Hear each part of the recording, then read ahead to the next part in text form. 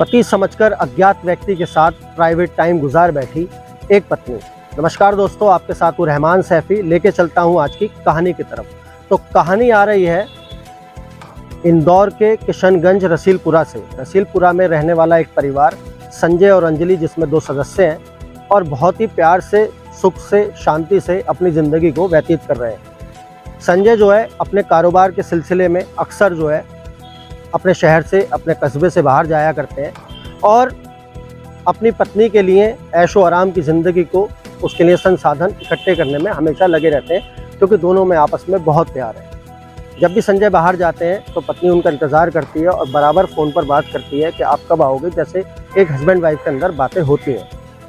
और जब संजय बाहर से अपने घर पहुंचते हैं तो उससे पहले ही वो उनको फ़ोन कर देते हैं कि मैं आ रहा हूँ, मेरे लिए खाना वगैरह और सारी जो भी सुविधाएँ हैं वो कर लेना। सिलसिला चलता रहता है, समय निकल जाता है शादी को, दोनों बहुत खुश हैं। संजय इसी प्रतिक्रिया के अनुसार अपने कारोबार के सिलसिले में बाहर जाते हैं और जब वो 1 महीना निकाल देते हैं बाहर तो उनका फ़ोन आता है अपनी पत्नी अंजलि के पास कि अंजलि, मैं आज रात को वापस आ रहा हूँ और तुम जो है सारे खाने वगैरह की तैयारी कर लेना। अंजलि बहुत खुश होती है और खुशी खुशी सारी चीज़ों की तैयारी करती है, नए कपड़े पहनती है, घर की साफ़ सफाई बहुत अच्छे से करती है, नई चादर बिछाती है। इसी तरह की जो भी घर में होने वाली सुविधाएं हैं वो सारी करती है और जिससे पति को आके लगे और कि घर बहुत साफ़ सुथरा है, पति जो है बहुत खुश हो। हर पत्नी का एक ही लक्ष्य होता है अपने पति को खुश रखना। ऐसे ही हर पति का लक्ष्य होता है अपनी पत्नी को खुश रखना। संजय पहुंचते हैं घर पे, दोनों गले मिलते हैं और बातें करते हैं। पति को भूख लगी होती है संजय को। वो पत्नी से कहते हैं आप जो है मेरे लिए खाना कर लो और मैं जब तक टीवी देख रहा हूँ मुझे भूख भी लगी है। अंजलि जो है अपने पति के लिए खुशी खुशी खाना गर्म करने पहुंच जाती है किचन के अंदर और किचन में खाना गर्म करते हुए उसको तकरीबन 40-45 मिनट लग जाते हैं। जब अंजलि वापस आती है तो देखती है कि टीवी चल रहा है और संजय सोफे पर मौजूद नहीं है। संजय अपने कमरे, जब वो कमरे का दरवाज़ा खोलती है अंधेरा करके, क्योंकि संजय थका हुआ था बहुत ज़्यादा, तो संजय थका हुआ है और वो अपने बिस्तर पे लेटा हुआ है। पत्नी खाना टेबल पे रखती है और संजय को उठाती नहीं, क्योंकि उसको पता है उसका पति थका हुआ है, तो जब उठेगा तो जब खाना खा लेगा। तो पत्नी, क्योंकि 1 महीना हो जाता है दोनों को आपस में प्राइवेट टाइम गुजारे हुए, तो पत्नी लाइट नहीं जलाती और पति के बगल में जाके लेट जाती है। लेटकर वो उसके साथ संबंध बनाने की कोशिश करती है और पति भी जो है उठ जाता है और उसके साथ संबंध बनाता है। संबंध बनाते हुए काफ़ी दोनों बातें करते हैं, लेकिन संजय कुछ चुप है, बोलता नहीं है। पत्नी को हालांकि थोड़ा अटपटा लगता है, लेकिन पत्नी सोचती है कि मेरा पति जो है थका हुआ है, शायद इसलिए बात नहीं कर रहा।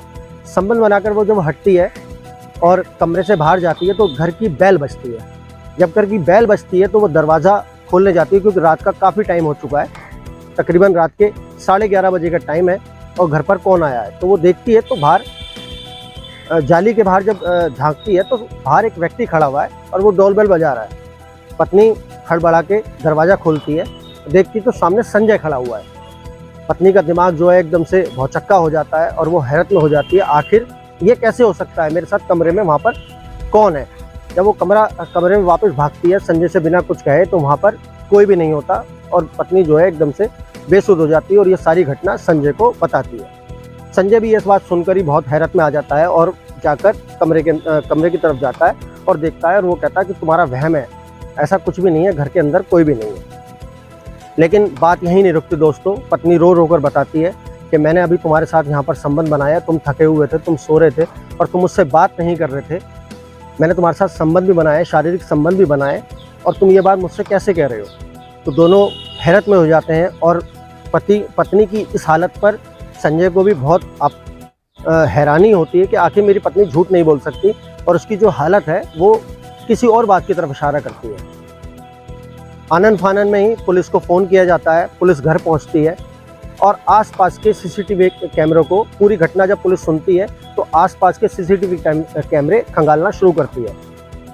घर में आता हुआ कोई दिखा नहीं, लेकिन घर के पिछले हिस्से से जाता हुआ एक व्यक्ति उनको दिख जाता है, जिसे देखकर पुलिस समझ जाती है कोई अज्ञात व्यक्ति था और ये यहाँ पर संजय की जगह पर था, और जो भी हुआ है वो संजय के साथ नहीं, वो इस अज्ञात व्यक्ति के साथ हुआ है। हालांकि पुलिस पूरे मामले की जांच कर रही है और दोनों मियाँ बीवी अभी भी साथ में ही है, क्योंकि कोई जानबूझ के की हुई गलती नहीं है, अनजाने में हुई हुई एक गलती है जिस पर पत्नी को जो है बहुत शर्मिंदगी है, और उस संजय क्योंकि बहुत प्यार करता है, उसकी पत्नी भी उससे बहुत प्यार करती है, इसलिए दोनों आपस में रह रहे हैं। पुलिस हालांकि पूरे मामले की जांच कर रही है और उस अज्ञात व्यक्ति को तलाश करने की पूरी कोशिश कर रही है। दोस्तों, आप कमेंट के ज़रिए हमें बताएं, क्या एक बीवी से ऐसी गलती हो सकती है? तो उसके पति, अगर ऐसी गलती हो जाए तो क्या उसके पति को उसको माफ़ कर देना चाहिए या कोई सज़ा देनी चाहिए, या किस तरह से उस पति का रिएक्शन होना चाहिए? आपके कमेंट का हमें बेसब्री से इंतज़ार रहेगा। मिलते हैं आपसे अगली कहानी में। जब तक के लिए जय हिंद, जय भारत, जय संविधान।